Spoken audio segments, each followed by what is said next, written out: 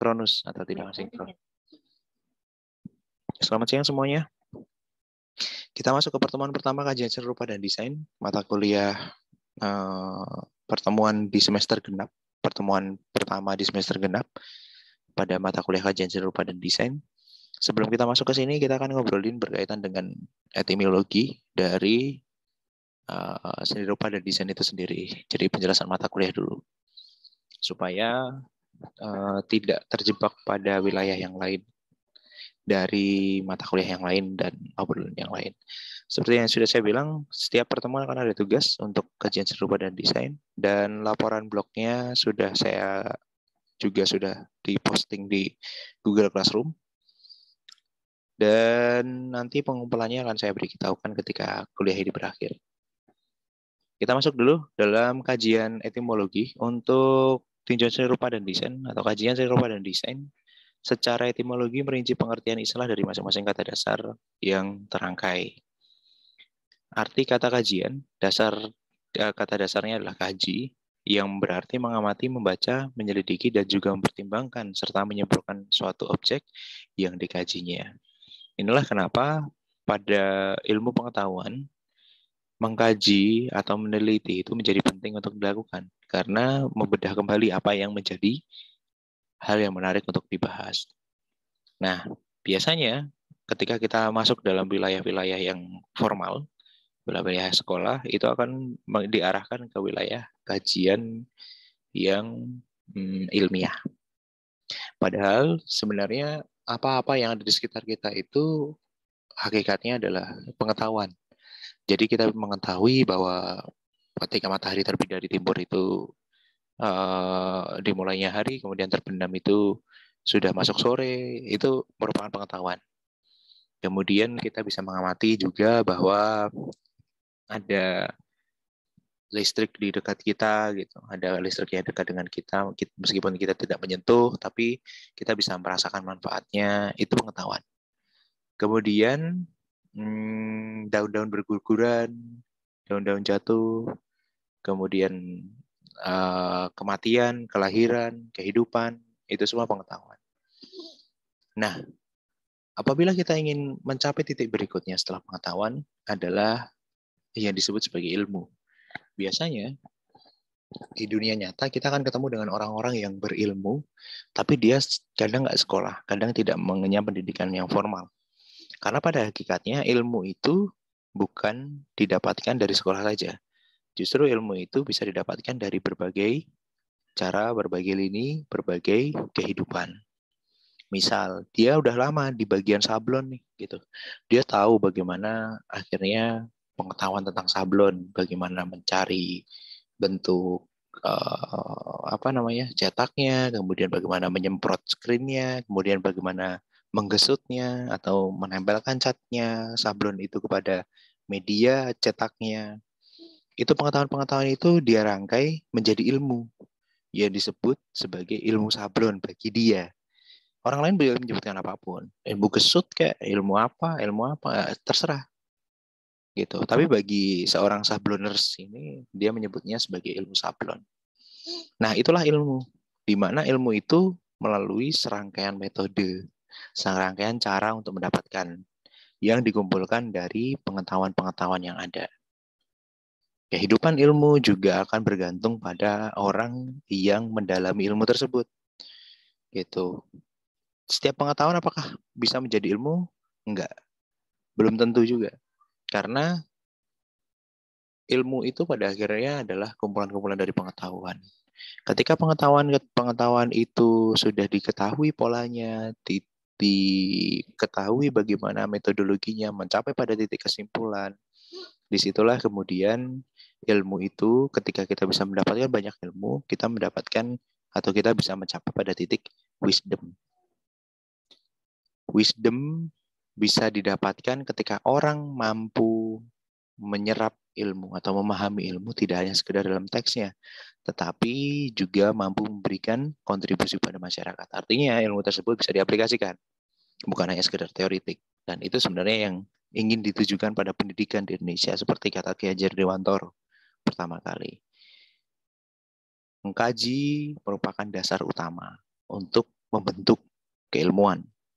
Sehingga mau tidak mau, suka tidak suka, apabila kita ingin menuliskan, bukan menuliskan lagi, kita ingin bermanfaat kepada orang lain, supaya ketika kita mati, ada sesuatu yang bisa dibaca orang lain, menjadi sebuah ilmu, maka yang harus kita lakukan adalah mengkaji.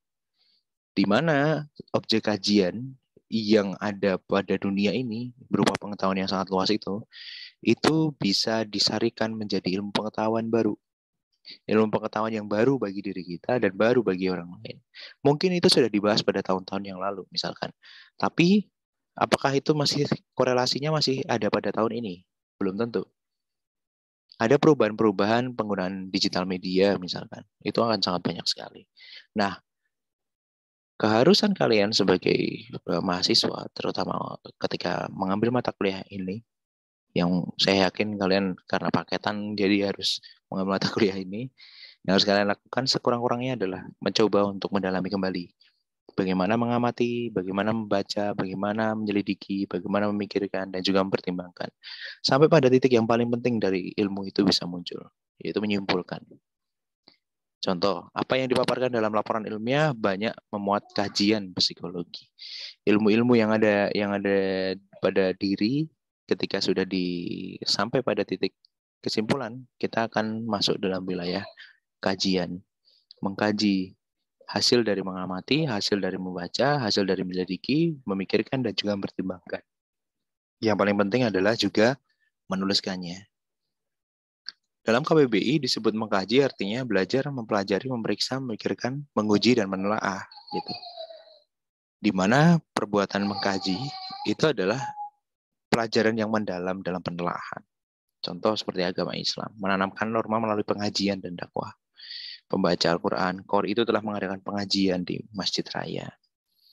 Nah, aplikasinya dalam desain komunikasi visual, contohnya seperti produk yang akan diluncurkan, misal. Terlebih dulu dilakukan pengkajian mendalam terhadap calon masyarakat, pembeli atau pengguna. Sehingga suka tidak suka, mau tidak mau, kita memang harus mengetahui bagaimana ilmu yang akan kita gunakan.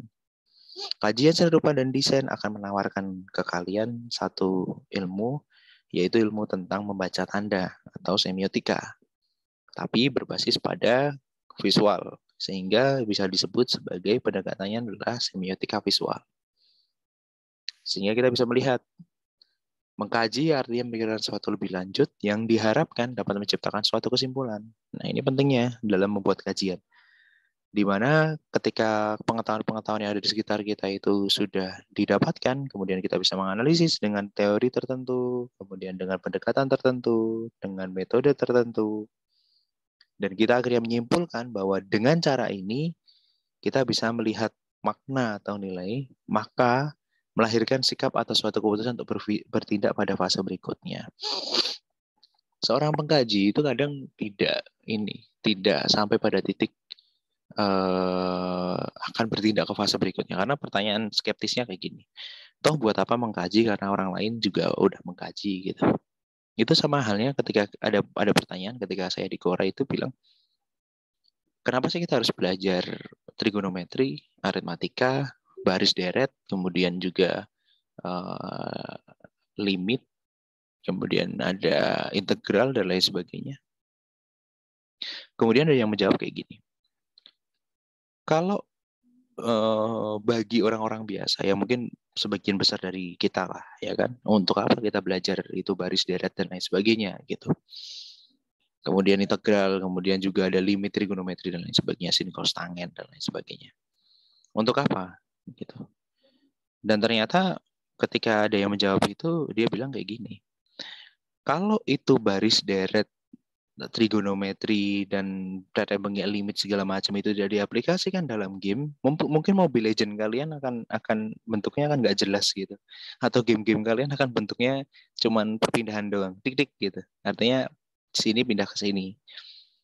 Nah, fungsi trigonometri, fungsi integral itu ada di situ. Bagaimana ketika ada skill diluncurkan, ya kan, dia akan smooth di depan, kemudian bisa menjadi boom di belakang. Itu menggunakan perhitungan trigonometri, kata dia. Jadi bisa disimpulkan bahwa pengetahuan-pengetahuan seperti ini sebenarnya pengkajian, hasil-hasil pengkajian itu sebenarnya bisa digunakan. Hanya saja kita sering terjebak pada wilayah, ya udah biar orang lain aja yang memikirkan gitu. Padahal tujuan dari pendidikan bukan itu. Tujuan dari pendidikan adalah membuat kita lebih wise, lebih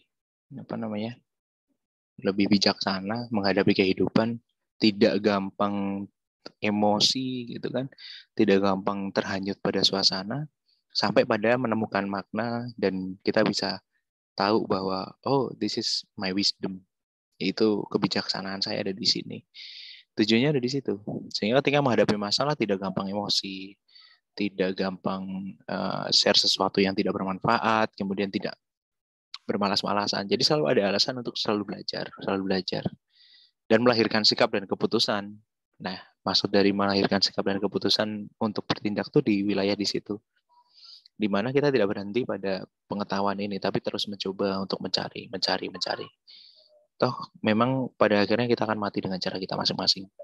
Artinya, kita pada akhirnya akan memilih jalan di mana kalian mau belajar, terus belajar dengan ilmu-ilmu yang sudah ada, dengan pengetahuan-pengetahuan yang sangat banyak itu di alam semesta, atau mengikuti arus yang pada akhirnya ya, kalau akhirnya kita miskin ya akan miskin selamanya, kalau kita kaya ya pasti akan kaya terus selamanya. Enggak juga kayak gitu. Karena dengan ilmu lah, pengetahuan lah, pendidikan lah, kehidupan itu dapat berubah. Itulah kenapa Ki Hajar Dewantara, Soekarno, Hatta itu selalu menekankan belajar, Pram dan lain sebagainya. Tujuannya ke situ, untuk mendapatkan hasil kajian yang bermanfaat untuk orang lain. Sehingga kuliah kalian itu tidak hanya sekedar pada akhirnya nanti sarjana desain, enggak kayak gitu. Ketika nanti sarjana desain masuk ke dunia kerja itu lebih dari siap untuk berdiskusi lebih lanjut berkaitan dengan dunia. Tidak menerima saja jadi tukang desain gitu, tukang perintah. Tukang menunggu perintah, bukan tukang perintah, tukang menunggu perintah. Dan akhirnya menjadi toksik di teman-teman yang lain dan lain sebagainya. Itu yang tidak diharapkan dari pendidikan.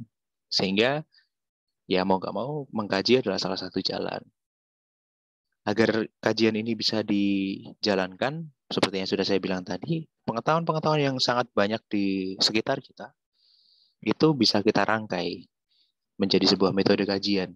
Dengan yang pertama adalah mind mapping. Mind mapping ini dalam metode kajian yang paling utama adalah menentukan tujuan dulu. Tujuannya mau mengkaji apa? Dari seni rupa misalnya dari gambar yang sebelah kanan ini kalian bisa lihat kita itu mau mengkaji apanya? Mau mengkaji bentuk formalnya kah? Mau mengkaji bentuk goresannya kah? Atau mengkaji secara estetika? Atau mengkaji secara semiotika? Gitu. Nah, itulah membutuhkan mind mapping. Dari mind mapping ini akan turun menjadi outline atau kerangka tulisan secara kasar. Dari outline ini kemudian kita akan melakukan penelitian, pengumpulan data atau sumber informasi. Di mana data ini yang akhirnya nanti, data ini merupakan yang tadi saya sebut di awal sebagai pengetahuan-pengetahuan yang banyak sekali di masyarakat. Yang bisa membatasi kita mencari data itu adalah diri kita sendiri sebagai peneliti atau mengkaji.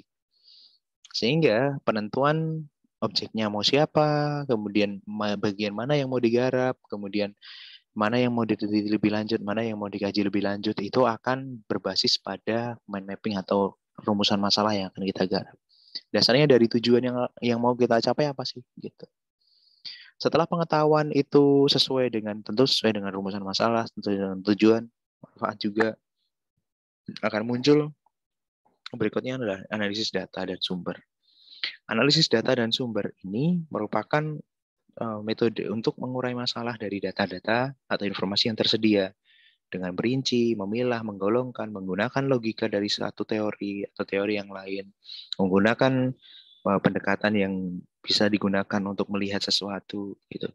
Sehingga untuk menghasilkan sebuah karya pemikiran yang bermanfaat untuk orang lain, sekiranya dapat menghubungkan atau memperkuat syaraf kebenaran atau logika. Dan disitulah peran paling penting yang tadi saya bilang, hasil dari pokok dari apa yang kita tuliskan itu ada pada kesimpulan. Di mana itu merupakan buah pikir kita sendiri yang basisnya dari data-data yang ada. Sehingga kesimpulan atau pemaknaan terhadap objek kajian dapat diperoleh dan dirumuskan. Sehingga itu akan akan digunakan oleh orang lain. Misal kita mengkaji tentang lukisan ibu dan anaknya Sujoyono misalkan. Basuki Abdullah, sorry. Ibu dan anaknya Basuki Abdullah. Basuki ibu dan anak itu sebuah karya lukis kemudian dikaji menggunakan perspektif estetika misalkan. Oh, indahnya dari mana sih? Bentuk indahnya seperti apa sih? Gitu.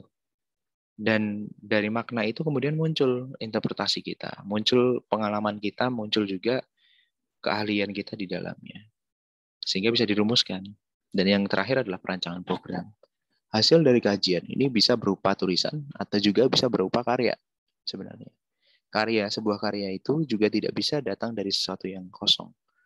Kalau kata Suwarno Wisetratomo, seorang kurator Ganas, di mana sebuah karya seni itu tidak hadir dari ruang yang ketiadaan. Gitu. Semua karya seni itu merupakan interpretasi dari seniman untuk menghadirkan dia di dunia.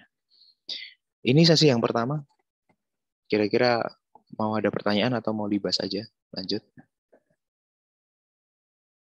Dari metode kajian.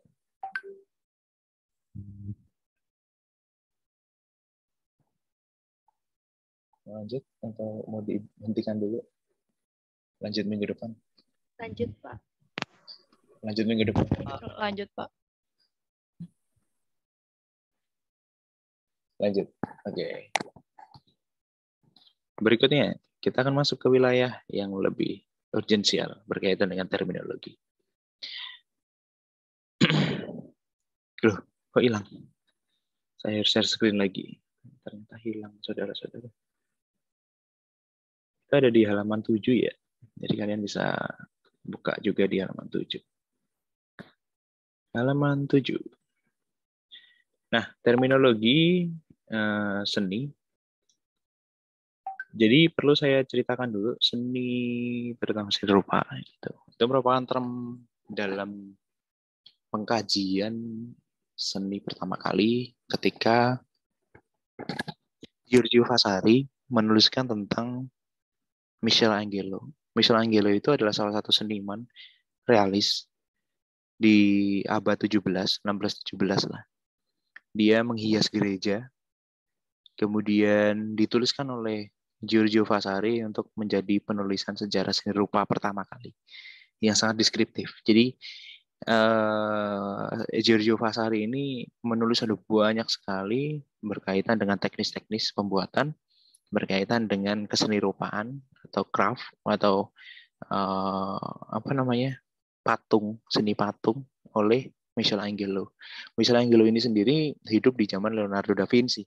Jadi mereka sejaman. 1 jam.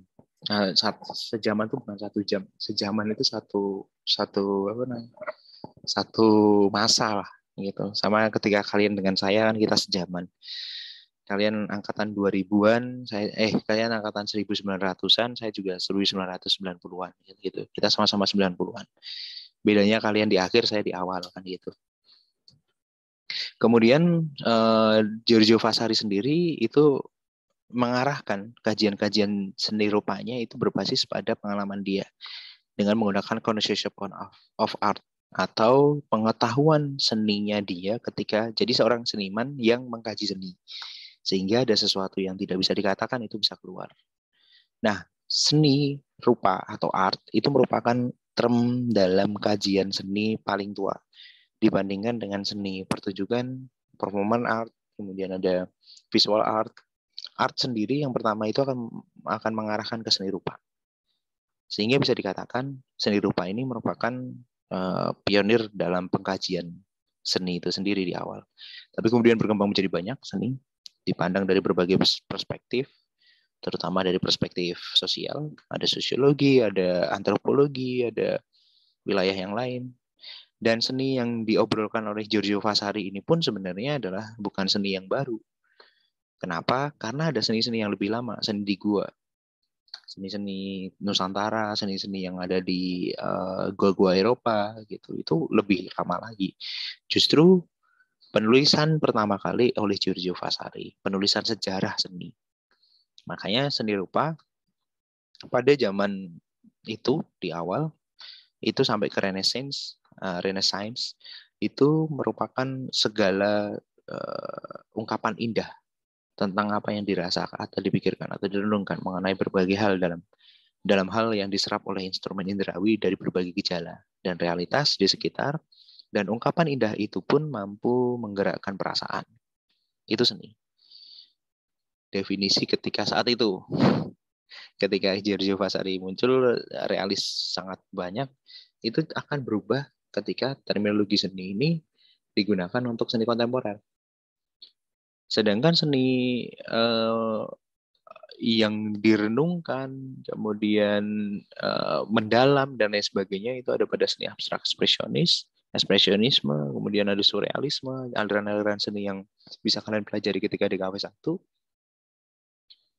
Dan akhirnya seni rupa itu pun berubah bentuknya. Tentang seni itu bisa apapun, benda keseharian. Itu yang dikatakan oleh pop art. Pionirnya ada Andy Warhol, ada Ray Stehen, kemudian ada Richard Hamilton dari pop art Inggris. Dari pop art pun ada banyak. Dan topografinya akan sangat luas ketika kita ngomongin tentang seni yang berkembang di dunia. Bisa 1 semester kita bahas itu. Untuk ini kita coba untuk ya tipis-tipis aja lah. Meskipun tipis-tipis kalian bingung ya oke lah. Kalian bisa ngulang video ini nanti di YouTube. Santai aja, saya akan upload. Kurang baik apa coba. Karya seni adalah wujud ekspresi keindahan yang muncul atas dorongan mental. Artinya dorongan dalam pikir untuk menanggapi apa yang disadari, dipahami tentang gejala-gejala kenyataan. Saya bilang tadi bahwa seniman tidak hadir dari ruang yang kosong. Seniman akan hadir dari respon dia sebagai bagian dari konstruksi berpikirnya dia. Karya seni pada dasarnya adalah suatu bentuk respon. Itu respon nih, gitu kan. Kadang kalau kalian angkatan corona ya. Kalau kalian sebelumnya itu ada ngobrol dengan Pak Daru Ranu Handoko yang ngajar mata kuliah Trimatra dan Dwi Matra. Itu selalu ngomong kayak gini. Kita tuh merespon ini, Mas. Jadi merespon tembok gitu. Terus saya dalami ketika belajar di ISI juga gitu. Seni itu merespon, ternyata seni itu mengisi sebenarnya. Dia memberikan respon terhadap sesuatu dengan nilai-nilai keindahan tentu. Dan keindahan ini pun juga memiliki banyak definisi. Keindahan menurut siapa dulu? Menurut ekspresionis akan berbeda dengan menurut kubis. Kubisme itu gerakan seni rupa yang dipelopori oleh Pablo Picasso di tahun 1902. Nah, karya seni lahir sebagai respon seniman akibat persepsi atau pengamatan indrawinya. Bisa dilihat skemanya. Ini merupakan bagaimana persepsi yang muncul dari seniman bisa membentuk karya, di mana ada pengetahuan empiris tentang estetik momen atau kejadian estetiknya, experience, pengalaman estetiknya, knowledge, skill, teknologi holder, asosiasi atau idiom, creativity, sehingga muncul estetika, etika yang dihadir di dalamnya. Dalam pengkajian seni, tidak serta-merta kita berpacu pada ini. Ini hanyalah penjelasan bagaimana proses seni itu muncul. Karya seni itu muncul, di mana ada ekspresi simbol sebagai respon. Nah, yang mau saya katakan adalah kita pada kajian serupa dan desain adalah membaca simbol yang direspon oleh seniman. Artinya membaca karya-karya seni melalui simbol-simbol yang dibuat olehnya. Itu juga berkaitan dengan persepsi indrawi yang ada pada diri kita tentang estetik experience kita sendiri gitu, pengalaman kalian membaca, pengalaman kalian menulis dan lain sebagainya. Dan disitulah ketika kita membaca simbol, maka ada satu aliran yang biasa digunakan oleh ilmu komunikasi yang sebenarnya dasarnya dari linguistik atau bahasa yang disebut sebagai semiotika. Semiotika juga merupakan salah satu cabang ilmu pengetahuan berkaitan dengan struktur bahasa sebenarnya. Tapi kemudian dari struktur bahasa yang bagi orang-orang semiotik, bahasa itu arbitrer atau semena-mena. Dalam artian selalu memberikan judgement kepada sesuatu tanpa memikirkan perasaan kebendaan itu. Ya gimana mau memikirkan kebendaan, orang bendanya juga nggak memiliki perasaan gitu kan. Itu kalau benda. Kalau orang, gitu. Kalau manusia, gimana kita mau menggunakan semiotika gitu. Akhirnya muncullah banyak aliran semiotika. Semiotika tertua atau semiotika klasik yang ada di dunia ini diprakarsai oleh dua orang, yang mana keduanya ini beda negara, beda dunia. Satunya di Eropa, satunya di Amerika. Ferdinand de Saussure yang nantinya akan dilanjutkan oleh Roland Barthes dan Charles Sanders Peirce.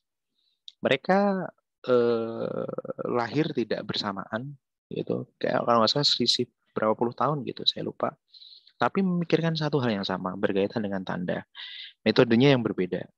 Ferdinand de Saussure merupakan poros utama ketika dia memunculkan bahwa tanda dalam bahasa itu berbeda-beda. Ketika kita ngomongin satu kata, misal apel, kadang di pikiran kita apel yang mana gitu. Ketika ibu kita ngomongin apel di meja, kita bisa mikir juga apel di pasar. Nak, tolong belikan apel gitu. Atau tolong ambilkan apel. Bisa saja ketika ibunya jualan apel, itu ngambil di depan, bisa juga maksud ibunya itu ngambil apel di belakang. Nah, maksud dari tanda itu yang diucapkan oleh ibunya itulah yang disebut sebagai kajian semiotik, relasi antara satu keterhubungan. Ferdinand de Saussure, benar ya, Ferdinand de Saussure. Oh ya, Ferdinand de Saussure itu merumuskan dua konsep atau menurunkan dua konsep tanda. Yang pertama ada signifier dan signified. Dalam bahasa Indonesia oleh Prof. Ahimsa, Sri Ahimsa Putra, guru besar antropologi UGM, bilang di-Indonesiakan dengan bahasa penanda dan tinanda. Penanda adalah bentuk tandanya yang sesuai dengan apa yang dimaksud, dan tinandanya adalah bentuk mentalnya. Di sini bisa dilihat signifinya adalah what's the evolvement of the mind, mental concept, di mana bentuk M itu akan representatif ketika dengan brain mengarah ke McD. Di pikiran kita tuh langsung keinget McD. Coba bentuk M ini kita bawa ke pedalaman Papua misalkan. Ya karena nggak ada preferensi visual atau tidak ada preferensi berkaitan dengan McD, ya akhirnya ya nggak akan diingat gitu. Ini apa gitu kan? Misal. Nah, signifier-nya atau tinandanya itu merupakan bentuk maknanya yang muncul. Dan disitulah segala sesuatu yang memiliki makna disebut sebagai tanda. Chris Budiman mendefinisikan semiotika sebagai ilmu yang berbicara mengenai hubungan tanda-tanda dengan berbagai aspek di luar dari tanda itu sendiri. Relasi atau hubungan tanda dalam semiotika dapat dibagi menjadi hubungan tanda dengan maknanya, tentu seperti brand bermakna apa, hubungan tanda dengan penggunanya seperti brand dengan target market atau target audience-nya, ataupun yang ketiga adalah relasi. Relasi antara tanda-tanda yang dari pemikiran orang, dari pemikiran brandnya, dari pemikiran masyarakat, sehingga terjadilah perembukan atau terjadilah diskusi nggak jelas tentang berkaitan dengan tanda. Semiotika sendiri salah satunya adalah semiotika visual. Selain yang tadi saya jelaskan bahwa akar dari semiotika adalah bahasa, language. Gitu. Kenapa disebut sebagai Karena dia disebut sebagai language karena dia berasal dari parol. Parol itu kayak kita mengucapkan ABC itu sebenarnya bukan ABC gitu. Tapi A itu ya kita memunculkan di mulut itu huruf A, tapi bilangnya A. Nggak ada suara A-nya. A, A, A, A. Itu parol namanya. Dasar dari kata atau word sebelum suku kata. Jadi parol itu justru jauh pemikiran Saussure ya. Bahkan kita ngomong B itu bukan BE, B, tapi P, P, P. C juga sama. Jadi ngomong C tapi E-nya ketahan. Gitu. Itu yang dinamakan parol. Dan itulah disebut sebagai lang. Sehingga ketika dibahasakan ketika masuk ke dalam kamus itu disebut sebagai language atau bahasa. Dan ternyata bahasa ini pun juga memiliki banyak penanda-penanda yang lain seperti tadi ketika cerita saya berkaitan dengan tolong ambilkan apel atau misalkan tolong kalian catat ini. Itu tanda yang saya berikan ke kalian belum tentu akan kalian lakukan dengan apa yang saya perintahkan. Nah, proses kajian komunikasi ada pada titik itu. Bagaimana komunikasi terjadi antara komunikan, orang yang berkomunikasi, kemudian ada pesan yang saya sampaikan kayak saya ngomong nggak jelas kayak gini, dan penerima pesan. Jadi 3 dalam komunikasi. Gimana cara berjalan komunikasi antara 3 ini dengan tanda ini? Nah, itu menggunakan kajian semiotika. Itu dari perspektif semiotika, perspektif komunikasi, perspektif yang lain, ada perspektif seni misalkan. Ada juga dari perspektif seni, di mana penciptaan seni itu berasal dari proses kreativitas. Proses kreativitas nanti pendekatannya akan berbeda dengan semiotika yang menjalani tanda. Dasar dari semiotika yang sudah saya sebutkan di depan tadi adalah kita memberi definisi pada sebuah tanda itu adalah hal yang arbitrer. Oke lah kalau untuk benda mati seperti yang sudah saya bilang tadi. Kalau yang ditanda itu perasaan orang, misal pacaran nih, gitu kan, sama cewek ngomongnya mau makan apa, si cowoknya ngomong terserah gitu. Oh, itu tanda yang sangat, ya begitulah, sulit ngomong itu arbitrer ya, semena-mena ngomong terserah kan ada banyak definisi dari terserah ketika ditawari makan mie ayam gitu kan. Pasti ngomongnya, enggak hari ini lagi nggak pengen mie ayam, pizza, kamu pengen aku gendut dan lain sebagainya. Ya, ada banyak hal yang berkaitan dengan tanda dan tinanda yang sulit untuk dikomunikasikan. Sehingga penanda, tinanda dan lain sebagainya itu akan terjadi diskusi panjang ketika ngomongnya itu adalah sesuatu yang arbitrer, yang semena-mena. Bahwa tidak semua orang itu mampu mendefinisikan tanda dengan baik. Disitulah perdebatan atau diskusi panjang tentang semiotika mampu menembus zaman dari sejak abad 16 kalau nggak salah. Semiotika tuh bahasa tuh paling lama. Ikutan lama maksudnya dibanding sosiologi, antropologi itu di awal abad 12 kalau nggak salah, tulisan terlama. Manuski kalau bahasa berkaitan dengan sistem struktur bahasa itu punyanya De Saussure ini cukup lama juga, tapi pendahulunya ada yang bahasa. Tapi yang ngomongin berbasis pada tanda adalah si De Saussure. Nah, kajian semiotika visual itu ada beberapa dimensi dasar, yaitu dimensi sintaktik, semantik, dan pragmatik. Kita akan bahas itu untuk nanti pertemuan berikutnya. Sementara dimensi semantik menghadapi persoalan mengenai polemik antara tanda yang dicirikan, apakah ia bersifat ikonik atau simbolik, seperti halnya tipologi tanda yang digagas oleh Charles Sanders Peirce. Jadi antara dua pemikir ini sebenarnya ada korelasi berkaitan dengan melihat tanda, di mana bagi Peirce itu ada triadik. Triadik itu bentuknya segitiga, ikon, indeks, simbol, proses antara keterhubungan segitiganya antar interpretan, indeks, dan proses komunikasi yang terjadi di dalamnya. Kita akan bahas itu nanti next. Tapi untuk sampai sini pengenalan tentang semiotik, pengenalan tentang tanda, pengenalan tentang kajian menggunakan semiotika saya akhiri. Apabila ada pertanyaan silahkan untuk bertanya.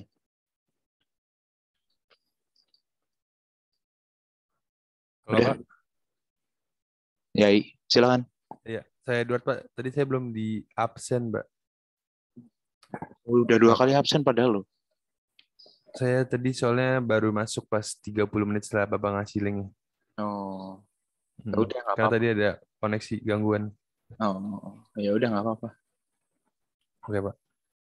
Oke, ada lagi selain yang ini absen berkaitan dengan materi? Saya juga, Pak. Saya Muhammad Aditya, Pak. Belum juga di absen. Ya, silahkan untuk diketik di kolom chat. Kali saya akan masukin untuk nanti. Ada lagi yang mau ngobrol?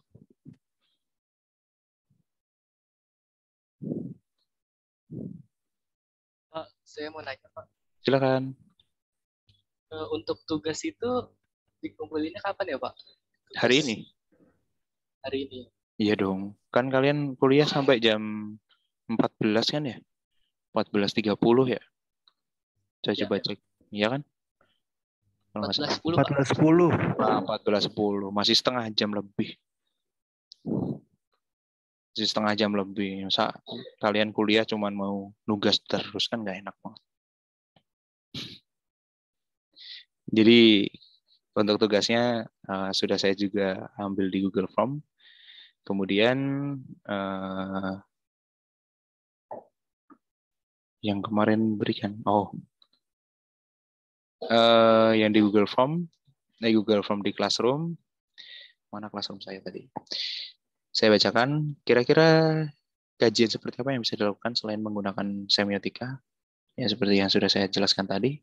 Silakan untuk menjelaskan dengan bahasa kalian untuk ditulis dalam blog dan dipublish. Linknya silakan untuk ditaruh di blog saya yang akan saya kirimkan di kelas.